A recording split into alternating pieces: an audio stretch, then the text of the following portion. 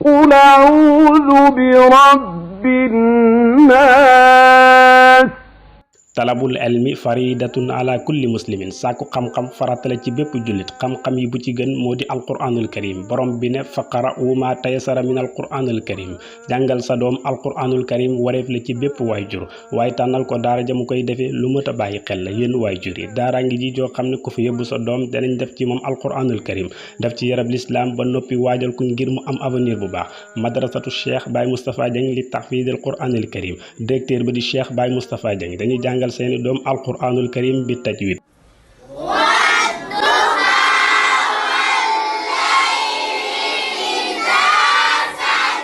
ànd ak respecté maxaarijil uruf yi kitaabul axdari yu ngir ñu gën a xam seen diine ahadisu rasulullahi sallallahu alayhi wa sallam siiratu nabi sallallahu alayhi wa sallam di dund ak jaar-jaaru seydina muhammad sallallahu alayhi wa sallam siiratu salafu saalih dund ak jaar-jaaru mag ñu baax madrasatu Cheikh Baye Moustapha Dieng li tahfidil quranil karim mën ngeen ko fekk si asalem Grand Yoff Sicap Foire côté Koromak Faye wala ngeen jokkoo ak moom si numéro téléphone yi 78 439 62 44 wala 77 884 0112 madrasatu Cheikh Baye Moustapha Dieng li tahfidil quranil karim li leen tax a jóg mooy tàggat seeni doom daf ci ñoom alquranul karim yar la yarab lislaam ngir ëllëg ñu am avenir bu baax Cheikh Baye Moustapha Dieng daal na yàlla yàggal la fi sa taxawaay ci askan wi am na njëriñ.